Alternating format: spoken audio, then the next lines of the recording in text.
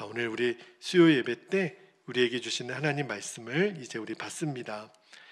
이제 오늘 로마서 14장 말씀을 마무리하겠는데요. 오늘 말씀은 로마서 14장 13절에서 23절까지 말씀을 이 시간 우리 함께 받도록 하겠습니다.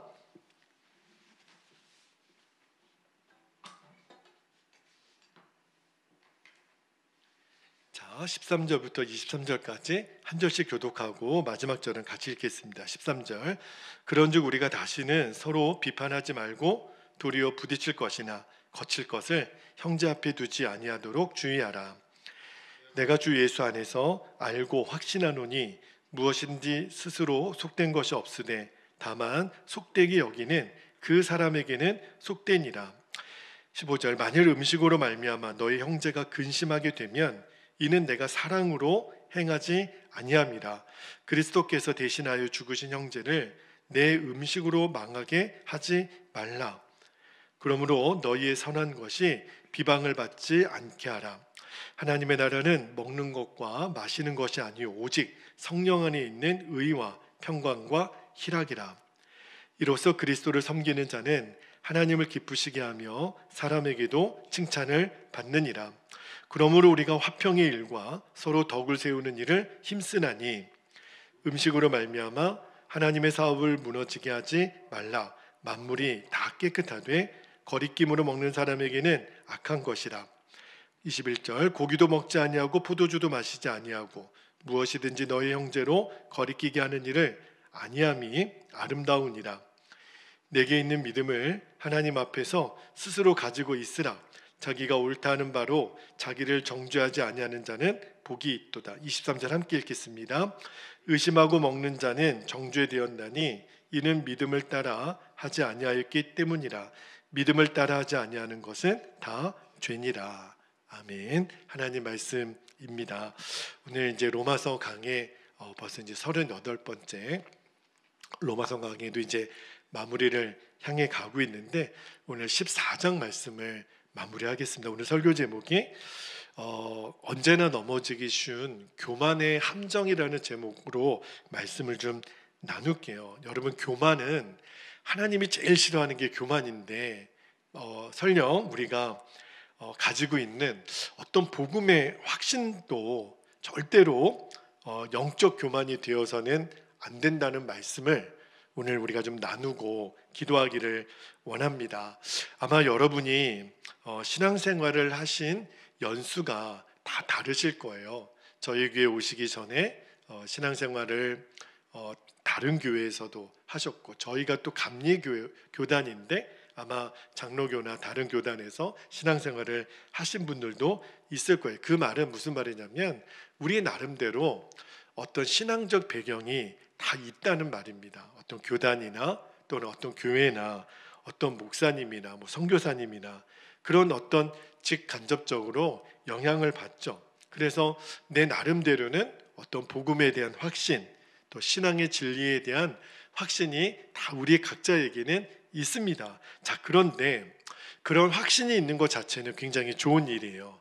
그런데 중요한 것은 그런 어떤 내가 가지고 있는 어떤 영적인 확신과 기준이 그렇다고 해서 다른 사람 또는 다른 교회, 다른 어떤 대상을 판단하거나 평가해서는 안 된다는 이야기를 좀 여러분과 좀 나누고 싶어요. 여러분 조심하셔야 될 것은 내가 가지고 있는 기준 갖고 우리는 함부로 다른 사람이나 다른 교회나 다른 또 교단이나 함부로 이렇게 우리가 판단할 때가 있는데, 여러분, 우리가 다른 사람이 영적으로 바로 서는 거는 우리가 좋은 일이죠. 그러나 그것으로 인해서 내가 어떤 영적인 교만을 가지고 그렇게 판단하거나 정죄할 것은 절대로 안 됩니다. 판단하다가 자칫 잘못하면 영적 교만으로 변질될 수가 있다는 것을 알아야 돼요. 근데 우리 자아는요, 쉽게 다른 사람을 판단하는 경향이 있어요. 심지어는 나는 죽고 예수를 사는 십자가 복음을 알면서도 이 사람은 이게 틀렸고 저 사람은 저게 틀렸고 저 교회는 이게 잘못됐고 이렇게 다른 사람을 자꾸 평가하는 이런 모순에 빠지게 돼요. 근데 여러분, 내가 십자가를 정말 통과했다면 이제는 어떤 현상이 나타나냐면 이제는 다른 사람을 판단하거나 다른 사람을 정죄하지 않습니다. 이거를 보고 이분이 십자가를 정말 통과하신 분이구나 하는 것을 알 수 있어요. 여러분, 우리가 정말 십자가 복음 앞에 서게 되면 이제는 더 이상 남을 평가하거나 탓하거나 원망하는 일이 없어집니다. 그리고 비로소 알게 돼요. 그 사람이 문제가 아니라 내가 예수님으로 지금 살고 있지 않구나, 내가 지금 예수님으로 일하고 있지 않구나, 그거를 점점 깨닫게 돼요. 또 하나, 여러분, 내가 누군가를 평가한다고 하더라도요, 평가는 내 평가가 진짜 정확한가? 그것도 사실은 검증이 필요한 영역이에요. 여러분, 다른 사람을 내가 쉽게 판단하는 일이 얼마나 무서운 영적인 교만인지를 아시기를 오늘 말씀으로 우리가 알게 되기를 바랍니다. 자, 먼저 오늘 13절 말씀을 볼게요. 오늘 13절에 보면 바울 사도가 로마교회 성도들에게 이렇게 말합니다. 그런즉 우리가 다시는 서로 비판하지 말고, 이 말은 지금까지 비판하는 일이 있었다는 거예요. 도리어 부딪힐 것이나 거칠 것을 형제 앞에 두지 아니하도록 주의하라. 여러분, 우리에게는 가족이 있죠. 여러분, 내 형제, 내 친형제 자매를 대하는 태도랑 우리가 다른 사람을 대하는 태도랑은 완전히 좀 다르죠. 아무래도 기준이 달라요. 적어도 내 친형제 누나, 형, 동생은요, 외모로 판단하지 않습니다. 그리고 그대로 받아주는 게 기본이잖아요. 여러분, 내 형제가, 내 친형제 자매가 어떤 허물이 있고 문제가 보이면 어떻게 해요? 우리가 막 따지고 그럽니까? 걱정해 주잖아요. 어디 아픈 거는 아닌지. 그리고 막 돕고 싶잖아요. 이게 형제 자매를 대하는 기본 태도거든요. 여러분, 우리는 교회 안에서 다 믿음의 형제 자매라고 서로 부르잖아요. 그런데 호칭만 그렇게 불러서는 안 되고, 우리 교회 안에 있는 성도들을 대할 때 진짜 내 형제 자매라고 믿고 우리가 대해야 돼요. 그러면 사람 보는 눈이 완전히 달라집니다. 더 이상 평가하거나 판단이 이제는 사라지게 돼요. 그 모습을 보면 이분이 정확하게 십자가를 통과한 사람이구나 하는 것을 알게 됩니다. 여러분, 어느 교회에서 있었던 일인데 너무 기가 막힌 일이 있었더라고요. 교회가 성전 건축을 너무너무 아름답게 마쳤는데, 근데 그만 한 달 정도 있다가 이 교회가 둘로 나뉘어지게 됐다는 거예요. 도대체 무슨 일이 이 교회에 있었나? 나중에 알고 보니까 교회 성전 이제 건축을 다 끝내고 본당 안에 커튼을 다는데, 커튼 색깔을 무슨 색깔로 하느냐 가지고 이제 A 색깔로 하느냐 B 색깔로 하느냐 가지고 교인들이 의견이 나뉘어지더래요. 어떤 교인들은 A 색깔로 해야 된다, 어떤 교인들은 아니다, B 색깔이 좋다. 그런데 그걸 가지고 서로 의논하다가 감정이 상한 거예요. 그리고 그게 이제 싸움이 됐다는 거예요. 그래가지고 성전 건축 잘하고 교회가 둘로 나눠지는 이 기가 막힌 일이 있었다는 거예요. 여러분, 이게 말이 됩니까? 도대체 커튼이 뭐가 중요하다고? 여러분, 미국 교회에서 실제로 있었던 일인데, 예전에 미국 교회에서 한국으로 선교사님을 파송을 했는데, 근데 미국 교회가 발칵 뒤집어지는 일이 있었어요. 어떤 일이 있었냐면, 그 미국 선교사님이 한국에 와서 보신탕을 드셨다는 거예요. 여러분, 옛날 한국 교회는 요즘은 그런 일은 거의 없지만, 교회에서 특별한 손님이 오거나 교회에서 잔치를 하면 옛날에 한국 사회에서는 보신탕을 먹고 그랬잖아요. 그런데 이제 그 선교사님이, 미국 선교사님이 내가 한국 사람들과 이렇게 잘 융화되고 동화되는 모습을 보여주려면 이들이 좋아하는 음식이 보신탕이라고 하니 나도 그 음식을 먹어야겠다. 먹으니까 또 먹을만 하더래요. 그래가지고 잘 먹었는데 그만 그 보고를 미국 교회에 가서 보고를 한 거예요. 내가 한국 가서 한국 교회에서 성도들이 대접해주는 보신탕을 먹었다. 근데 이제 그 일이 미국 교회가 난리가 난 겁니다. 아니 어떻게 선교사가 보신탕을 먹느냐는 거예요.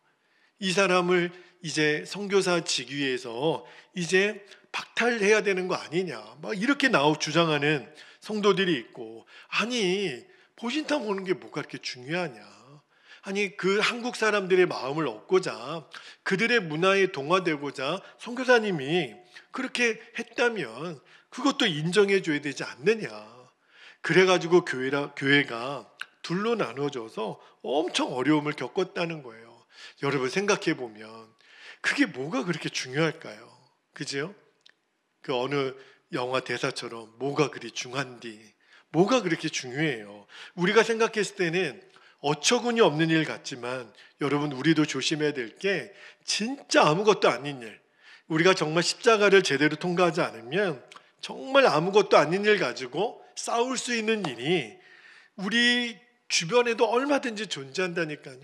여러분 가정에서 가족들끼리 다툴 때 진짜 중요한 일 가지고 다투는 일은 거의 없어요. 아무것도 아닌 말 한마디, 편정 하나, 이거 갖고 싸우고, 교회도 마찬가지예요. 그런데 우리가 정말 우리 자신이 십자가를 통과했다면 이제 싸울 일은 없습니다. 왜 그렇죠? 사람 보는 눈이 달라진 거예요. 내가 이제 더 이상 자아로 반응하지 않는 거예요. 물론 우리는 그래요. 목사님, 그래도 잘못한 것은 바로 잡아야 되지 않습니까? 그렇죠. 잘못한 거는 고쳐야 돼요. 그런데 우리가 하나 알아야 될 것이 있어요. 여러분, 우리가 누군가 잘못하는 것이 보이는데 그 사람에게 당신 이것을 잘못했네요, 이것이 문제네요, 그렇게 지적하고 그렇게 야단쳐서 그 사람이 진짜 고쳐질까? 그런 확률은 거의 없습니다. 제가 목회하면서 다행히 우리 교회 성도님들은 그런 분이 안 계셔서 너무 감사한데, 여러분 목회를 하다 보면 목에 칼이 들어와도 바른 말을 해야 된다는 성도님들이 간혹 계세요. 그죠? 그거를 내가 바른 말하는 거를 역사적인 사명으로 알고 있는 분들이 계세요. 그러니까 그분들의 생각은 뭐냐면 내가 바른 말을 하면 교회가 바로 세워진다고 찰떡같이 믿고 계세요.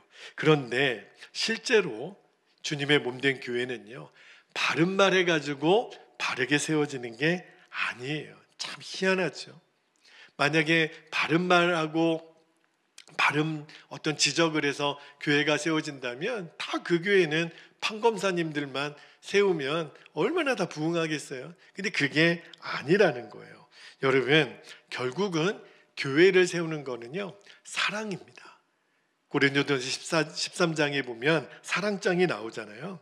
사도 바울이 뭐라 그래요? 고린도 교회 성도들에게 별거 모든 게 다 있어도 사랑이 없으면 아무것도 아니라는 거예요. 여러분, 우리도 앞으로 우리 교회를 세워나갈 때 여러분 꼭 명심하셔야 될 것이, 우리가 이제 병원에 가서 수술을 받을 때 이제 여러분 이제 의사가 환자를 마취하고 이제 메스를 들어서 이제 칼로 째잖아요.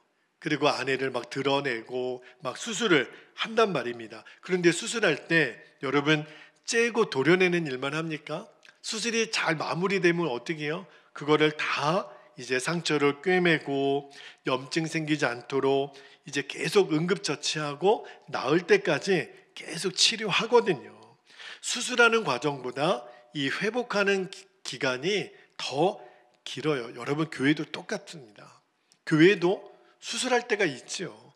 잘못된 것을 바로잡을 때가 있죠. 그러니까 바른 말 하시는 분들의 특징이 뭐냐면, 목사님 일단 잽시다, 일단 칼로 도려냅시다. 그런데 그 뒤에 생각은 안 하시는 거예요. 여러분, 잘못된 거 맞아요. 째고 도려내는 일 필요해요. 그런데 더 중요한 게 뭐냐면 그 뒤에 어떻게 수습할 거냐, 이 문제를 어떻게 보다듬어 두고 어떻게 덧나지 않도록 할 거냐는 거예요.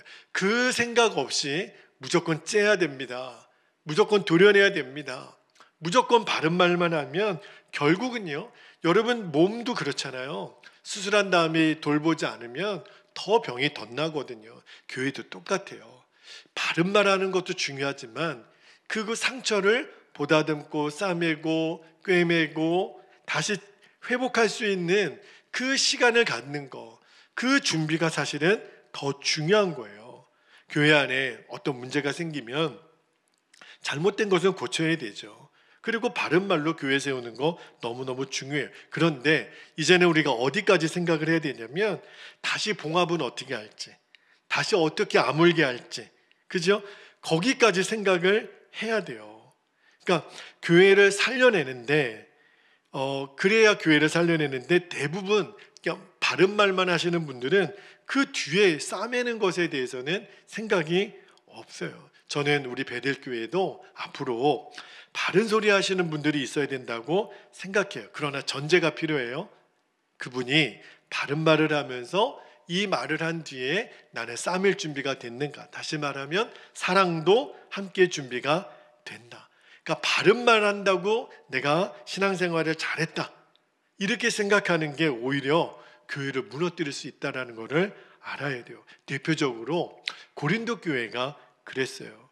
여러분, 고린도 교회는요, 교회도 엄청나게 교세도 컸고 은사도 많고 체험도 많고 진짜 믿음이 큰 교회가 고린도 교회인데, 그런데 문제는요, 그 고린도 교회가 그 하나님께 주신 축복, 그 은사를 가지고 서로 자랑하고 막 싸웠어요. 그러니까 교회가 완전히 무너지는 거예요. 그런데 사도 바울이 나중에 진단하기를 왜 고린도 교회가 이렇게 됐나, 그렇게 잘난 사람 많고 은사 많은 사람 많고 능력 많은 사람 많은데 결론은 사랑이 없다는 거예요. 그래서 고린도전서 13장이 나온 거예요. 그렇게 모든 능력이 있어도, 방언이 있고 예언이 있고 능력이 있어도 사랑이 없으면 아무것도 아니라는 거예요. 여러분 꼭 기억하셔야 됩니다. 우리 안에 사랑이 없으면 아무것도 아니에요. 자, 오늘 말씀에 14절에 보면 바울이 믿음이 강한 성도가 그러지 못한 사람을 배려해야 된다라는 말씀을 이렇게 합니다. 14절 후반부를 볼게요. 14절 후반절에 보면 스스로 속된 것이 없으되 다만 속되게 여기는 그 사람에게는 속되니라. 사도 바울이 지금 이 말씀을 왜 말하냐면 음식 문제가 있었다는 거예요. 여러분, 우리도 옛날에 한국 교회 안에 지금도 그 문제를 가지고 고민하는 분들이 계세요. 나는 교회를 다녀요. 그런데 우리 집안에 제사가 있다는 거예요. 그죠? 아니, 제사상에 가서 절은 하지 않더라도 그래도 아들 노릇하고 며느리 노릇하려면 그 큰 집에 가서 제사 지내는 그 장소에는 있어야 되는데, 근데 문제가 하나 있어요. 자, 제사가 끝났어요. 그러면 제사 지낸 음식을 그리스도인 성도가 먹어야 돼요, 말아야 돼요? 여러분, 정말 귀신에게 바쳐진 음식이었잖아요. 그런데 그거 먹어도 됩니까? 먹으면 안 됩니까? 여러분, 그 문제가 지금 한국 교회 안에도 굉장히 논란이 되는 문제이기도 해요. 근데 제가 정리를 해드릴게요. 오늘 사도 바울이 그 문제를 어떻게 정리를 하냐면, 먹어도 되냐 먹으면 안 되냐, 이 문제를 본인이 그것을 어떻게 여기느냐에 따라 달라진다는 거예요. 예를 들어, 자, 제사 음식은 아무래도 찜찜해. 그러면 그분은 안 드시는 게 낫습니다. 그런데 억지로 그렇게 생각하는 거 수준 낮은 거지, 그냥 먹어도 돼, 그죠? 이렇게 먹을 이유는 또 없다는 거예요. 근데 어떤 사람은 또 상관없다 그래요. 나는 기도하고 먹으면 제사 음식도 얼마든지 먹어도 돼. 근데 그거는요, 그 사람의 믿음이니까 오늘 바울의 기준으로 보면 괜찮다는 거예요. 자, 15절 말씀에 그 이야기가 나옵니다. 15절에 한번 볼게요. 만일 음식으로 말미암아 내 형제가 근심하게 되면 이는 내가 사랑으로 행하지 아니함이라. 그리스도께서 대신하여 죽으신 형제를 너의 음식으로 망하게 하지 말라. 그러니까 이거를 먹어도 되나 말아야 되나는 기준을 뭐라고 말씀하냐면 그 사람에게 유익이 되는가, 그죠? 내 행동이, 내 판단이 그거를 지켜보는 사람에게 유익이 되나 그렇지 않는가가 기준이라는 거예요. 그러니까 기준은 사랑으로 하라는 거예요. 그러니까 함부로 그거를 먹었다고 믿음 없는 사람이라고 말하지 말고, 또 안 먹는다고 이렇게 분위기 깨트린다라고 그렇게 정죄하지도 말고. 여러분, 만약에 거꾸로 나는 이것을 먹지 않으면 좋겠다 생각했는데 어떤 사람이 막 나는 상관없어, 막 이렇게 먹어요. 그러면 그 사람을 판단하지 말라는 거예요. 충분히 그럴 수 있거든요. 제사상 앞에서 믿는 형제들끼리 이 문제를 가지고 싸우는 경우도 있어요. 자, 21절 말씀을 한번 볼게요. 21절에 보니까 고기도 먹지 아니하고 포도주도 마시지 아니하고 보세요. 무엇이든지 내 형제로 거리끼게 하는 일을 안 하는 것이 아름다우니라. 여러분, 제가 이렇게 신방을 가거나 전도를 하다 보면 이렇게 말씀하시는 분이 있더라고요. 목사님, 저는 교회 안 갑니다. 왜요? 교회 가면 술, 담배 못하게 하잖아요. 그래서 저는 교회를 가지 않습니다. 여러분, 교회 다니는데 술, 담배 문제는 어떻게 하면 좋을까요? 여러분, 교회 이제 이 문 앞에서 이렇게 막 흡연 이렇게 체크해가지고, 아이고 집사님 담배 연기 체크가 되는데 오늘은 집으로 가셔야 되겠습니다. 그래야 될까요? 여러분, 교회를 다니면서도 술, 담배 문제는 어떻게 하면 좋을까요? 제가 예전에 저희가 담당하는 교구에 속장님 한 분이 뭐 거품을 물고 와서 저에게 막 이렇게 따지듯이 항의를 하시는 분이 계셨어요. 그래서 집사님, 흥분을 좀 가라앉히시고 좀 자초지종을 얘기해 주세요 그랬더니 봤대는 거예요. 뭘 봤대는 거예요? 뭘 보셨습니까? 식당에서 장로님을 봤대는 거예요. 그래서 저는 생각에 장로님이 혹시 무슨 술 한 잔 드셨나? 그걸 봤나? 그게 아니라 장로님이 식사를 하는데 식사 기도를 안 하시고 밥을 먹는다는 거예요. 그걸 보고 자기가 시험 들어가지고 막 거품을 물고 와서 말씀을 하시는데, 여러분, 장로님이 식사 기도 안 하고 식사한 것도 잘한 거는 아니지만, 그런데 그 속장님이 꼭 그렇게 거품 물고 이렇게 따질 일이신가 하는 생각이 들더라고요. 여러분, 정말 온 세계가 존경하는 스펄전 목사님 아시죠? 저도 나중에 한 사실인데 스펄전 목사님이 목사가 되고 나서도요, 그분이 그렇게 꼴추셨다는 거예요. 목사님인데도 담배를 그렇게 피셨다는 거예요. 얼마나 많이 담배를 폈냐면 그 스펄전 목사님 교회 근처에 담배 가게에 스펄전 목사님이 잘 피시는 담배, 그런 담배를 팔았다는 거예요. 여러분, 그러면 돼야 안 돼요? 아니, 세상에 어떻게 목사님이 잘 피는 담배를 담배 가게에서 팔았다는 거예요. 그죠? 근데 스펄전 목사님이 그 이야기를 이제 소문에 들은 거예요. 아니, 내가 잘 피는 담배를 가게에서 팔더냐. 그런데 나중에 이제 스펄전 목사님이 담배를 끊으신 이야기를 하시면서 그 전까지는 담배는 신앙의 본질적인 문제가 아니라고 생각을 했다는 거예요. 그런데 왜 그럼에도 불구하고 담배를 끊었냐면, 만약에 내가 담배를 계속 피우게 되면 나 때문에 다른 사람도, 아니 목사님도 담배 피니까 나도 담배 피지, 그래서 건강이 해치게 되면 그거는 내 잘못인 것 같다. 담배를 피냐 안 피냐 문제보다는 나로 인해서 다른 사람에게 안 좋은 영향이 가면 안 되겠다. 그래서 담배를 끊었다는 거예요. 그게 이제 구원의 어떤 직결된 문제는 아니니까. 물론 성경에는 담배 이야기는 없습니다. 왜냐하면 그 당시에는 담배가 없던 시절이니까. 그죠? 근데 적용을 하자면 옛날에 박효진 장로님 아시죠? 그분은 그렇게 적용을 하시더라고요. 우리가 예수님 영접하면 성령님이 내 안에 계시지 않느냐. 그러면 만약에 내가 담배를 피면 그러면 내 안에 계신 성령님이 담배 피고, 내가 술을 먹으면 내 안에 계신 성령님이 술을 드시는 거 아니냐. 나는 그래서 술, 담배를 끊었다고 그분이 그런 간증을 하셔요.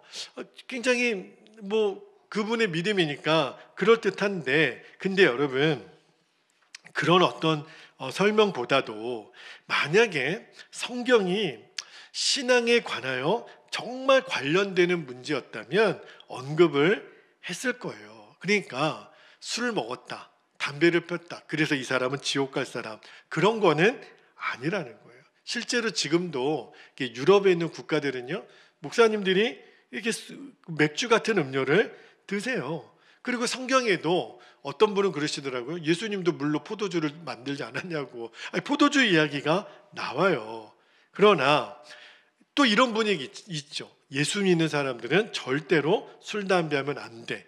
대부분은 그래요. 제가 알기로는 한 90% 이상은 절대로 술, 담배는 용납 못해. 그죠? 만약에 이런 분위기라면 그러면 굳이 할 이유는 없는 거예요. 그런데 이런 분이 있죠. 아예 술, 담배는 그냥 문화적인 현상이지. 그게 무슨 구원의 문제랑 관련이 있다고. 나는 거리낌 없이. 실제로 여러분 카톨릭에서는 신부님들이 술, 담배 하잖아요. 그죠?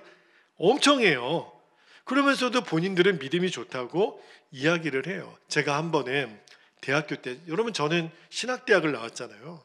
근데 제가 대학교 2학년 때 저희가 이제 동아리가 있는데 저는 해외 선교사들의 지망생들의 모임에 제가 그때 회장이어가지고 제가 동아리 연합회 모임을 갔는데 세상에 아니 동아리 연합회 모인 신학생들이 진짜 죄송해요. 몇 사람 빼놓고 다 담배를 피우고 있는 거예요. 그래서 제가 그 회의에 더 이상 못 있겠더라고요. 제가 그래서 이 회의 오늘 취소합시다 그랬어요. 선배도 있었어요. 그래서 왜 그러냐? 아니 지금 우리가 이 동아리 연합회 회의로 지금 모였는데 우리가 신학생들인데 지금 이 담배를 피우면서 회의하는 게 말이 되냐? 아, 뭐 그런 걸 갖고 그러냐고 저한테 막 뭐라 그러더라고요. 그러면 내가 한 가지만 묻겠다 그랬어요. 나중에 다 목회하실 거죠? 그러면 목회하실 때 기획위원회 하면서 장로님들과 맞담배 하시면서 회의하실 거면 계속 피시고 그렇게 못할 거면 지금 당장 멈추라고. 저는 만약에 담배 피우는 거 멈추지 않으면 저 이 회의에 참석 못하겠다고. 그리고 저는 나와버렸어요. 여러분 제가 뭘 말씀드리려고 하느냐면 여러분 내가 지금 하고 하는 말 행동은 무엇으로 기준을 삼아야 되냐면 그 일이 다른 사람에게 유익이 되느냐 유익이 되지 않느냐. 다시 말하면 이것이 사랑인가를 물어야 돼요. 우리가 정말 십자가를 통과한 사람이라면 저는 그래요. 제 개인적으로는 저는 술, 담배를 안 하는 목사지만 왜 그럴까요? 이게 다른 사람에게 유익이 전혀 안 되거든요. 여러분 베델교회 목사님이 술, 담배 한다 그러면 그 교회 성도들이 교회를 계속 나오겠습니까? 다 실족하고 넘어지겠죠. 그죠? 내가 하는 행동이 사랑이 아니면 해서는 안 되는 거죠. 여러분 예수님은 저와 여러분을 위해서 십자가에서 생명을 주신 거예요. 그게 기준인 거예요. 다른 사람에게 시험이 된다면 걸림이 된다면 안 하는 거죠. 이게 우리가 다른 사람의 인간관계에서 가져야 되는 기준이에요. 그래서 오늘 말씀에 자 16절을 볼게요. 16절에 보면 그러므로 너희의 선한 것이 비방을 받지 않게 하라. 17절도 볼게요. 하나님의 나라는 먹는 것과 마시는 것이 아니요. 보세요. 오직 성령 안에 있는 의와 평강과 희락이라. 이게 진짜 핵심이라는 거예요. 그러니까 믿음이 좋은 거냐 나쁜 거냐 이것이 구원이냐 구원이 아니냐 이게 논쟁할 문제가 아니라는 이걸 가지고 싸울 문제가 아니라 옳다 그르다 이 따질 문제가 아니라 이 문제가 다른 사람에게 도움이 되냐 아니면 그 사람을 실족하게 하느냐. 그러면 도움이 되면 괜찮지만 실족하게 되면 하지 말라는 거예요. 자 18, 19절도 한번 볼게요. 18, 19절에 보니까 이로써 그리스도를 섬기는 자는 하나님을 기쁘시게 하며 사람에게도 칭찬을 받느니라. 그러므로 우리가 화평의 일과 서로 덕을 세우는 일을 힘쓰나니. 바울의 결론이 뭐예요? 화평하게 하라는 거예요. 서로에게 덕이 되라는 거예요. 그리고 20절에 보니까 음식으로 말미암아 하나님의 사업을 무너지게 하지 말라. 만물이 다 깨끗하되 거리낌으로 먹는 사람에게는 악한 것이다. 그러므로 먹는 문제를 가지고 율법적인 적용을 해서 그 사람을 판단하거나 비난하지 말라는 거예요. 여러분 이제 말씀을 제가 마무리하기를 원하는데 지금 주님이 말씀하시고자 하는 결론이 뭘까요? 여러분 우리의 가정에서도 교회에서도 또는 내가 어떤 그 자리에 있어서 절대로 내가 교만한 마음을 가지고 다른 사람을 평가하거나 판단하지 말라는 거예요. 저 사람이 믿음이 좋다 나쁘다, 저 교회가 괜찮다 나쁘다, 저 교단이 뭐 어떤 문제가 있다 없다 함부로 말하지 말라는 거예요. 설령 내가 옳은 얘기를 했다고 해서 나는 옳은 사람인가? 이거는 또 별개의 문제예요. 그죠? 여러분, 심각하게 우리가 이 문제를 봐야 됩니다. 성경은요, 뭘 말씀하냐면 옳은 말을 해서 하나님의 사람을 바로 세우는 게 아니라는 거예요. 하나님의 사람은 십자가의 은혜와 사랑으로 세우는 겁니다. 이제 우리 인간관계를 한번 점검해 봐야 돼요. 하나님이 우리에게 주신 사명이 뭐예요? 다른 사람을 우리는 진정으로 세우고 덕이 돼야 하는 거예요. 그 사람이 믿음 안에 바로 서고 하나님 바로 믿게 하고 교회를 온전히 세우는 거 너무너무 중요하죠. 그죠? 그리고 뭐 잘못한 것을 뭐 그냥 무조건 덮어주고 그렇게 말하는 게 아니에요. 그러나 우리가 무언가 문제를 봤을 때 우리 적어도 내가 가지는 기준으로 보지 말고 주님의 십자가로 다시 보라는 거예요. 주님, 나는 죽고 예수님의 눈으로 보기를 원합니다. 그러면 진짜 보여지는 게 있어요. 그러면 사람 보는 눈이 달라집니다. 우리 마음에 지금 우리에게도 우리의 가족이든 성도든 감당이 안 되는 사람이 있을 수 있어요. 주로 가까운 사람들이 그렇습니다. 멀리 있는 사람이 나에게 이렇게 실족을 주거나 상처를 주는 일은 거의 없어요. 대부분의 나와 가장 가까이 있는 가족을 포함해서 우리가 정말 왜 그럴까? 왜 저거밖에 안 될까? 그죠? 정말 감당이 안 되네. 근데 그때 중요한 게 뭐냐면 내가 그 사람을 내 기준으로 보고 있나? 아니면 십자가에서 그 사람을 보고 있나? 그 눈을 바꾸라는 거예요. 내 기준으로 판단하지 말고 주님, 십자가에서 주님의 눈으로 보기를 원합니다. 여러분, 십자가 복음은 우리의 삶을 완전히 변화시키는 능력이에요. 제일 중요한 우리의 인간관계를 바꾸잖아요. 오늘 이 능력이 저와 여러분에게 나타나기를, 절대로 우리가 늘 넘어지기 쉬운 이 교만의 함정을 이제 벗어버리자는 거예요.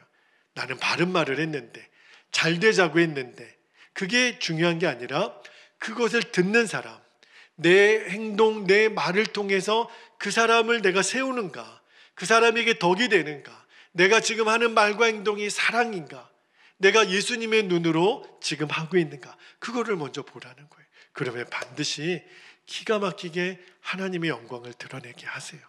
하나님 합력해서 선을 이루시는 주의 일하심을 보게 하십니다. 여러분이 그 눈이 열리기를, 그리고 우리가 그렇게 주님의 몸된 교회와 우리의 가정과 이 지역을 살려내는 그런 도구가 되시기를 주님의 이름으로 축복합니다. 이제 우리 함께 기도하겠습니다.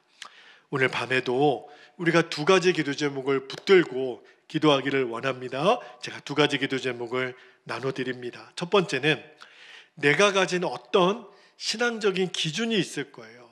그것이 다른 사람을 판단하거나 평가하는 도구가 되어서는 안 됩니다. 꼭 명심하셔야 돼요. 내가 어디 교회에서 어느 교단에서 누구로부터 배웠다, 아니에요. 그것이 다른 사람을 판단하거나 정죄하는 도구가 되어서는 절대로 안 됩니다.